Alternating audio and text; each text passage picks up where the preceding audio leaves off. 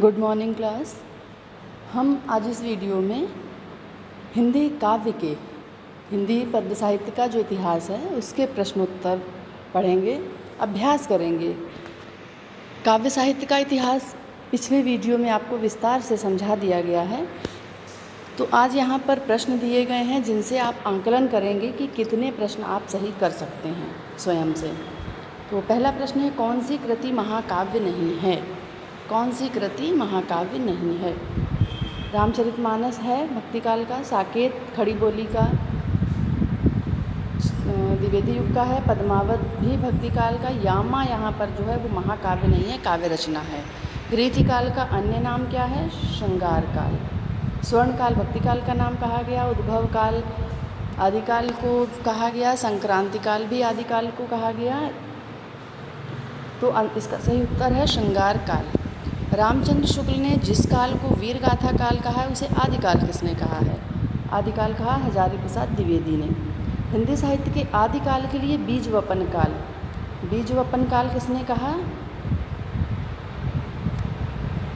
महावीर प्रसाद द्विवेदी ने। कौन सी रचना वीर गाथात्मक या फिर वीर गाथा काल की है, आदिकाल की है? कौन सी रचना? पृथ्वीराज रासो, ये वीर गाथात्मक है और आदिकाल की है। खुसरो की पहेलियाँ भी आदिकाल की, लेकिन ये वीर गाथात्मक नहीं है। इसके आगे अगला प्रश्न, आदिकाल का ग्रंथ नहीं है, आदिकाल का ग्रंथ नहीं है, पद्मावत ये भक्ति काल का है। कौन सा ग्रंथ आदिकाल का है? बीसलदेव रासो। आलाखंड का दूसरा नाम परमाल रासो। हिंदी का प्रथम महाकाव्य माना जाता है, प्रथम महाकाव्य पृथ्वीराज रासो। हिंदी का प्रथम कवि माना जाता है सरहपा। वीरगाथा काल के कवि हैं चंदवरदाई।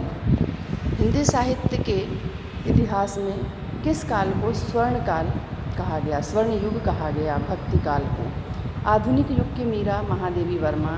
भक्तिकालीन कवि हैं कुंभनदास। भक्तिकाल का महाकाव्य निम्नलिखित में से कौन सा है? रामचरितमानस। अष्टछाप के कवियों का संबंध भक्तिकाल की किस शाखा से है? कृष्ण भक्ति शाखा से। कबीरदास भक्तिकाल की किस काव्यधारा के कवि हैं? संत काव्यधारा। कबीर के दोहों को किस नाम से जाना जाता है? साखी नाम से। कबीर वाणी के डिक्टेटर हैं, ये कथन किसका है? ये हजारी प्रसाद द्विवेदी ने आलोचना पुस्तक कबीर में लिखा कि कबीर वाणी के डिक्टेटर हैं। वो जैसा चाहते वैसा आम जनमानस से कहलवा लेते, अपनी वाणी के द्वारा कहलाने में सिद्ध थे, सिद्धहस्त थे। बनी तो सीधे सीधे, नहीं तो दरेरा देके। तो मतलब कबीर वाणी के डिक्टेटर हैं, ये हजारी प्रसाद द्विवेदी ने कहा। संत काव्यधारा के कवि नहीं हैं कुतुबन, ये प्रेमाश्रयी काव्यधारा के हैं, सूफी काव्यधारा। जिसे अमीर खुसरो आदिकाल के कवि हैं। विद्यापति आदिकाल के कवि हैं, किसी किसी ने इन्हें भक्तिकाल में कहा है। रामचंद्र शुक्ल ने आदिकाल में माना है। भक्तिकाल की प्रेमाश्रयी शाखा के कवि हैं मंजन। प्रेमाश्रयी भक्ति शाखा के प्रतिनिधि कवि जायसी।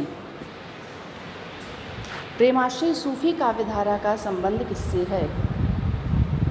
निर्गुण भक्ति से। तुलसीदास ने रामचरितमानस की रचना किस भाषा में? अवधी भाषा में। सूकर खेत किसके जन्म से संबंधित है? तुलसीदास जी। इन्होंने कहा भी है कि मैं पुनि निज कथा सुनी सूकर खेत, तुलसीदास जी। रुनकता नामक स्थान किससे संबंधित है? सूरदास से। बिहारी सतसई की भाषा ब्रजभाषा।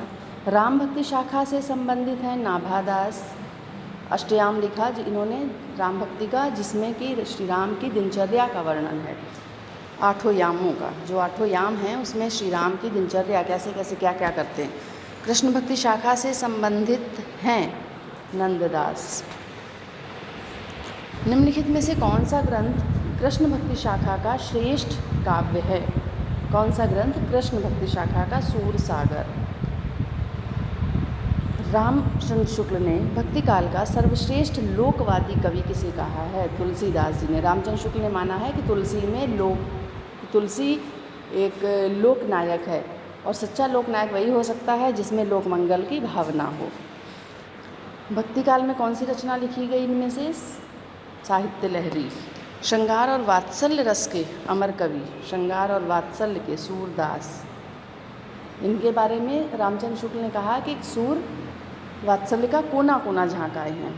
रामचंद्र शुक्ल ने हिंदी साहित्य के जिस काल को रीतिकाल कहा उसे श्रृंगार काल किसने कहा? विश्वनाथ प्रसाद मिश्र ने, आचार्य विश्वनाथ प्रसाद मिश्र। कौन सा कवि रीति मुक्त काव्य धारा का है? ठाकुर। 4 ही प्रमुख कवि हैं, प्रमुख जो हैं रीति मुक्त धारा के, आलम, बोधा, ठाकुर और घनानंद। तो ये कुछ प्रश्न थे जिनका आप अभ्यास करके स्वयं का आकलन करेंगे। धन्यवाद।